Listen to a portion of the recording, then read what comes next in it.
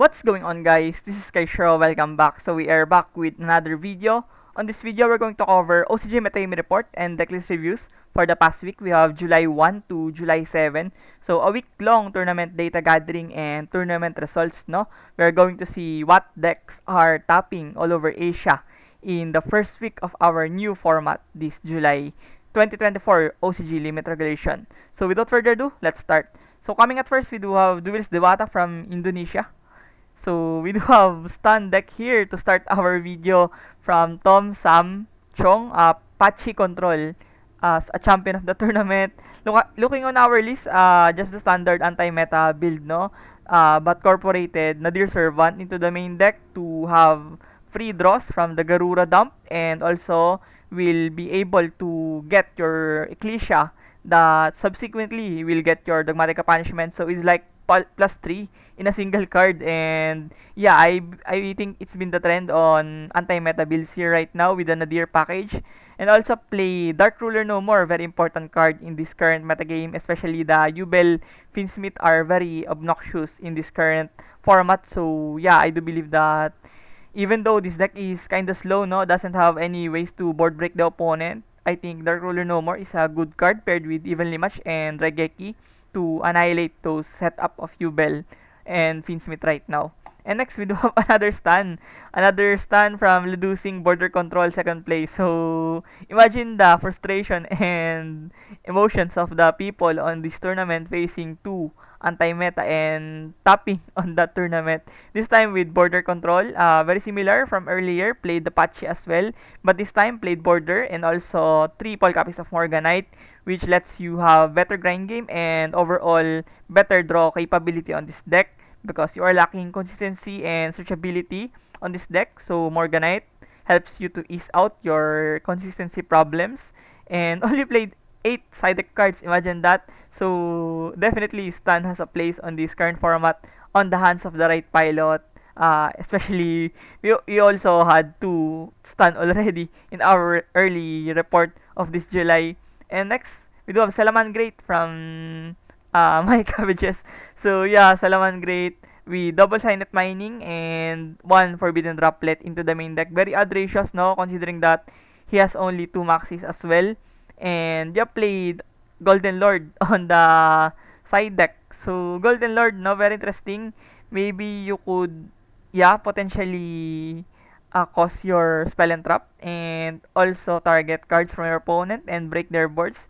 And also you could bring back the Golden Lord to cause your Sanctuary, maybe. So yeah, I think Golden Lord tech here is very controversial. And also played Ghost Ogre, which is important against Tenpai Dragon, which is probably the more popular or famous deck in Southeast Asian regions due to how cheap it is and how accessible the core is for many people. So yeah, Tenpai Dragon is vastly represented in the Southeast Asian region like Indonesia. And next, we do have Tenpai Dragon. Speaking of the devil, we now have Tenpai Dragon from Bayou P tier. So, Tenpai Dragon with a bunch of varieties of hand trap into the main deck.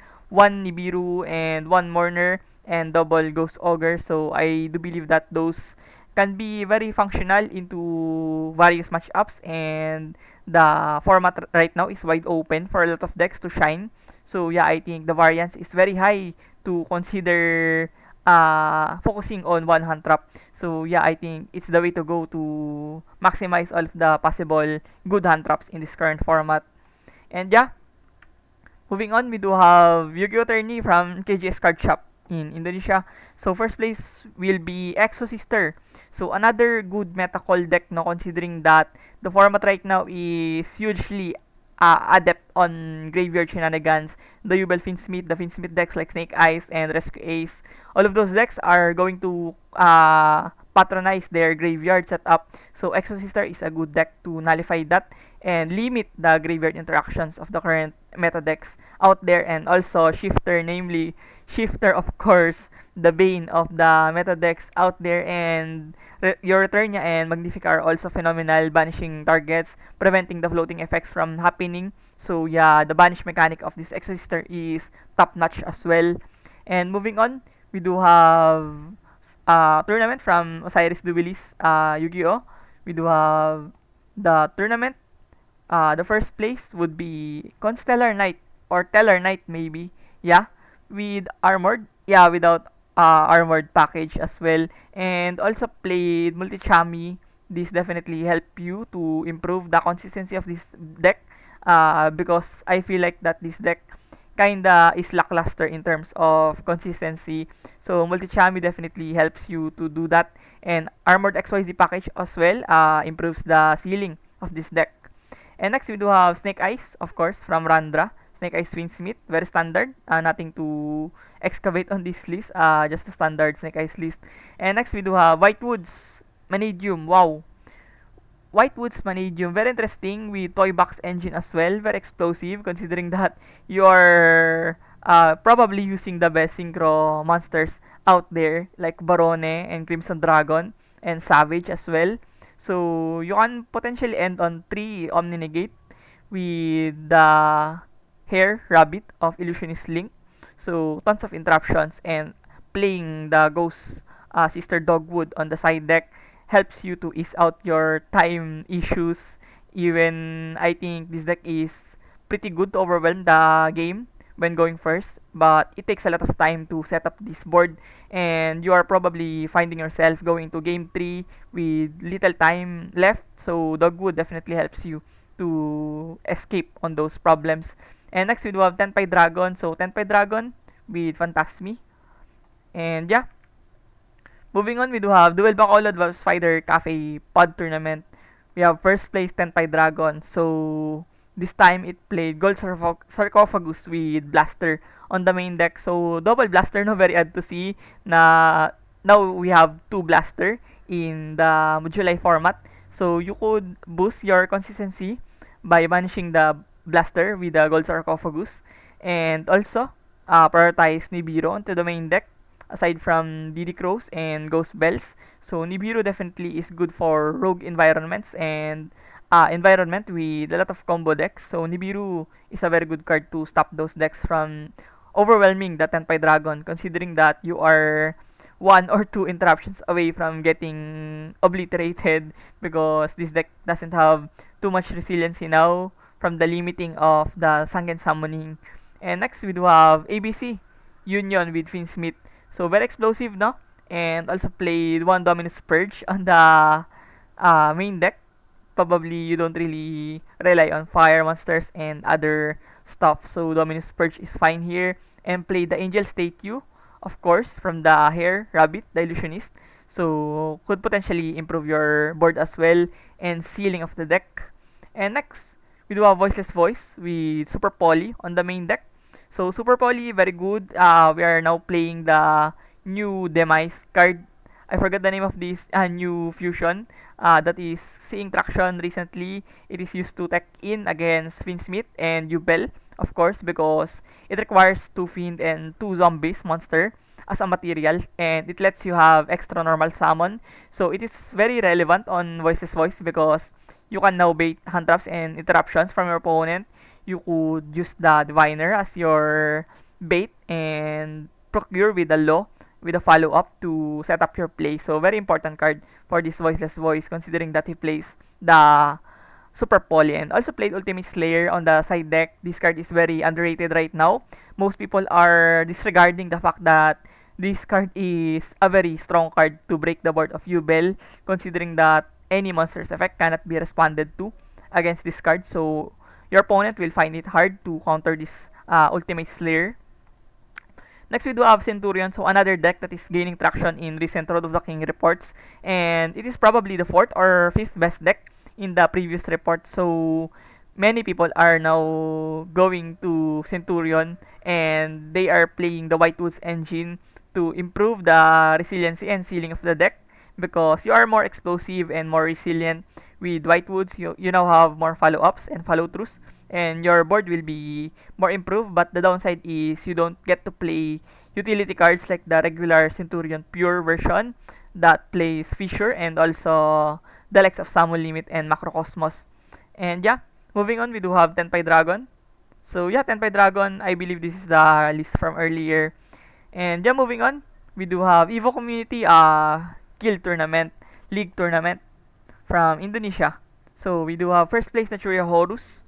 So played the Legasiano on this build. So you have ways to summon it with Crimson Dragon, if I'm correct. And yeah, not Beast, of course, Natura Beast.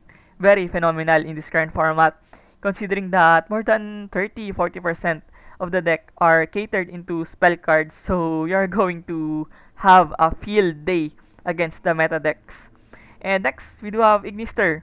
So Ignister Matmech, very good deck right now in this current meta game. It's been always there on meta reports in OCG in Japanese locals. So I do believe that this deck is strong going first. You could potentially end on multiple interruptions, and also the OTK line on this deck is very easy with Splash Mage, Update Jammer, Access Code, Transcode. All of those stuff are very easy to execute and OTK the opponent. Next, we do have Whitewoods. So another Whitewoods with Runic this time. So Runic probably boosts your grind game and resiliency on this deck. You could potentially deck out the opponent while setting up your Synchro monsters and interruptions, like Barone, of course. And yeah, you could hold on it and control the match using the Runic and Whitewoods.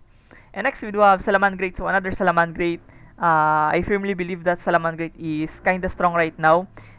Very consistent, lots of one card combo, and also be able to play more hand traps into the deck. A very good mid-range deck for most people, and kinda budget one as well, considering that we recently had our Salamangreat Asian English structure deck, so it's more accessible to most people.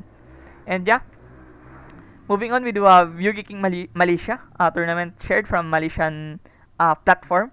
We do have first place Yubel Smith, this time with Baldrake and Magnamut into the main deck. Those two cards are very perennial towards the mirror match of Yubel, considering that you are going to have more options to banish the Luri and the Screamer on the mirror match, and Baldrake as well offers another form of interruption when you have light or dark monster into your field. So you do have a lot of tools to maximize the full capacity of the Baldrake into this Yubel. And also, we do have Voiceless Voice. So this time it played the MSS package.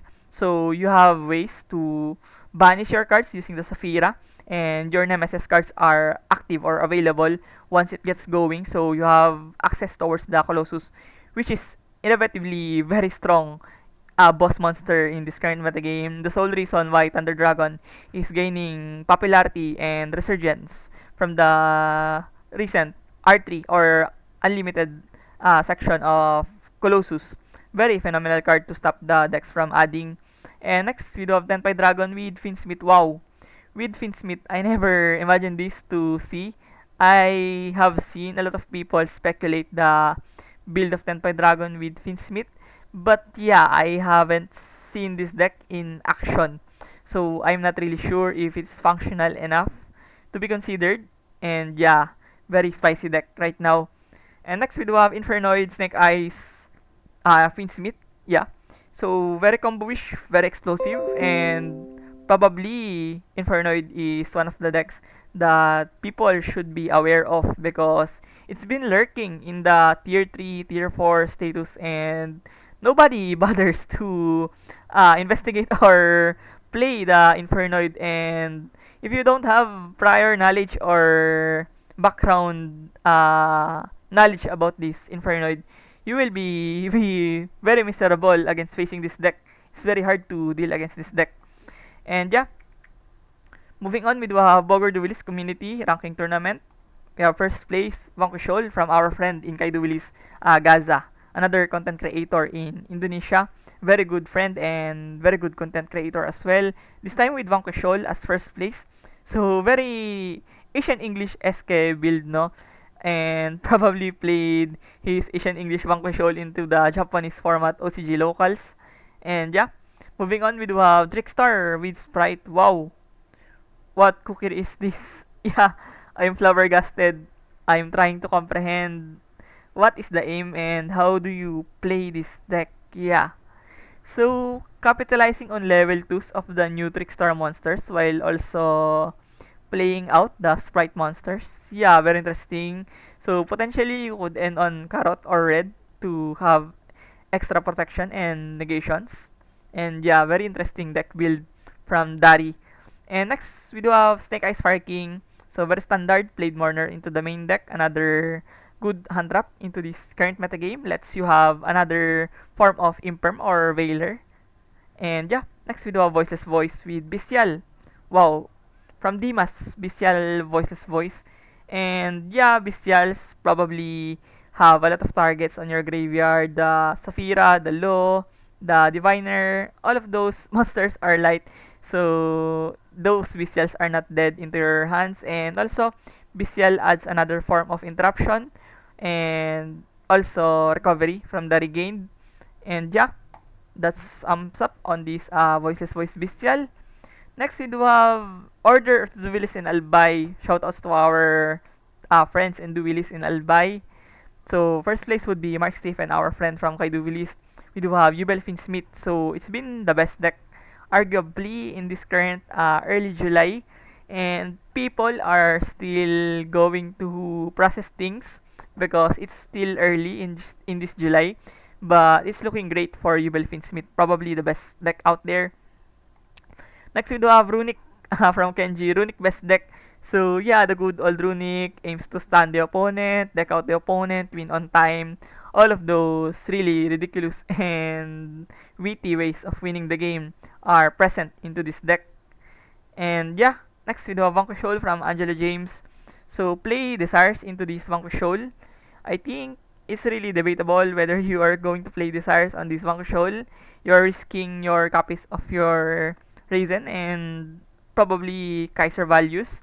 So yeah, it's really debatable.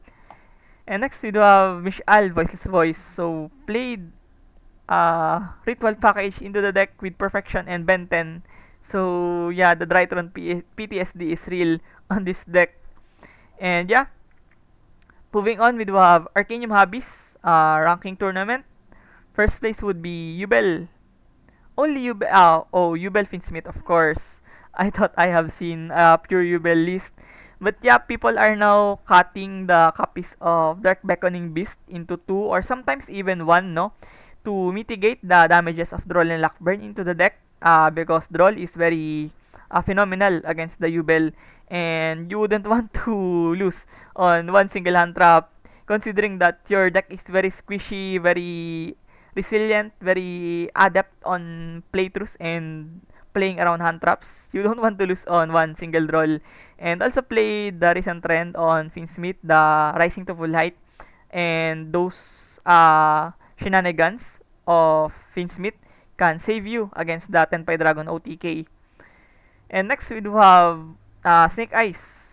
Rather, Voiceless Voice. There's been a mistake on the wording here from Reynaldi. So, Voiceless Voice played Talent and Cold By on the side deck. Those are the utility cards to answer hand traps, namely Veiler and Ash Blossom into this deck, which are kinda strong as well, no? When your Law and Diviner are very prone to Veiler, and your Saphira is instantly losing against one single Ash Blossom. So it's important to have Gold and Talent. And next we do have good stuff. Yeah, good stuff. Sinful Spoils, Finsmith, Snake Eyes with Burning Abyss. Wow.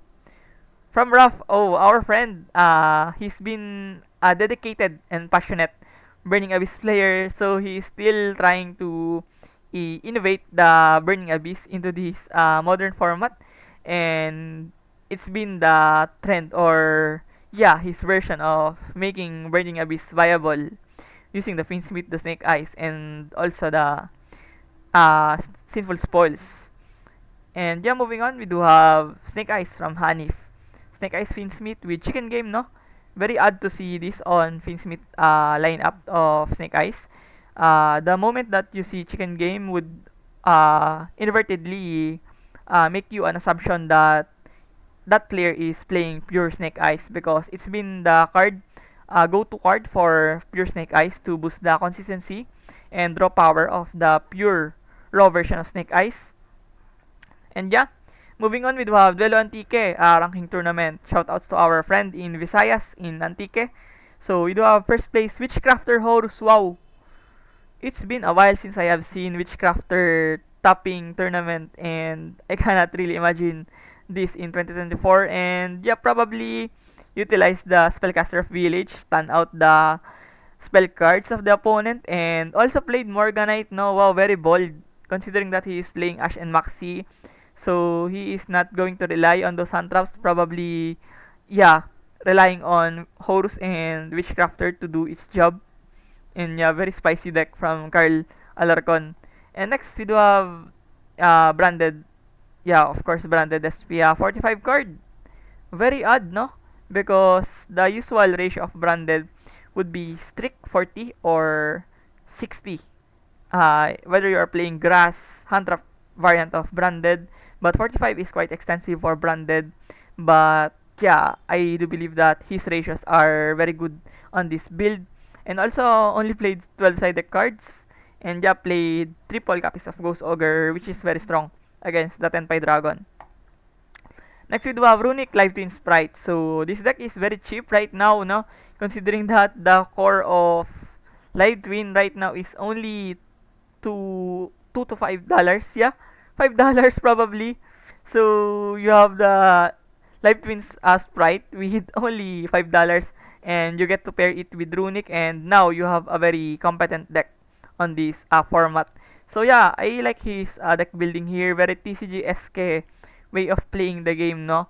Just innovated the Runic Live Twin Sprite TCG build with Maxi and Ash, and also played a bunch of going second cards on the side deck talent, Dark Ruler No More, which is very important in this current metagame to nullify the board of Yubel, Smith, and evenly match, very strong against Rescue Ace. And yeah, moving on, we do have the champion of our Battle Frontier in-season tournament in our community in Kaidubilis tabletop. We do have Jude's Tenpai Dragon with a standing of a Palatius 10-3 record from Jude. So looking on his Tenpai list, it is very early stage of, yeah, coping and experimenting his ratios and tech cards on this Tenpai Dragon using the Way Out and also Set Rotation. Those two are the tech cards of early Tenpai builds post ban list, and it's been the trend for boosting the consistency, draw power, and searchability of your field spell on this Tenpai Dragon. So yeah, Jude really made a phenomenal job on that tournament with a 10-3 record and a bunch of spicy tech cards here, like the Dragon between the Phantasmi and Nibiru. I don't even know the name of that card. And yeah, played Heatwave as well. And moving on, we do have the finalists of that tournament from Jonathan Cruz. We have Voiceless Voice. So, looking on his Voiceless Voice, very standard, no? Just played, there can be only one into the main deck, which is very strong on the current metagame of the Philippines, considering that there's a bunch of Tenpai Dragon. So, Tenpai Dragon instantly loses to one copy of There Can Be Only One. And on his side deck, played Raigeki. Very underrated card right now. It is not too costly like the Forbidden Droplet, and doesn't have drawbacks like the Crawler No More, and also doesn't require too much unlike the Lightning Storm. So Raigeki, very free card, very advantageous, and lets you have trade a bunch of cards with the single Raigeki. And next, we do have Ice Barrier from our Kaido Weekly Tournament from JP Obaldo, the champion of the tournament. And you can see his games on my YouTube channel as well. He played Ice Barrier, and Ice Barrier is supported recently from multiple water supports, and they are probably getting better post Rota because we will also have new water support from that set, and probably this deck would get better. And now it's been so really feisty to see Ice Barrier. Many people are underrating the Ice Barrier because they don't see this Ice Barrier into metagame reports and Japanese local tournaments. But I firmly believe that this deck once categorized as a tier 3 or tier 4 meta deck on early stages of post-terminal world. So I firmly believe that this deck is still strong and capable of topping tournaments. And yeah, moving on, we do have, yeah, it sums up our Uncrowned Kings local metagame report. And if you have time, you could visit our page in Facebook, and you could follow and drop a like on this page. And once again, thank you for watching. See you on the next one. Peace.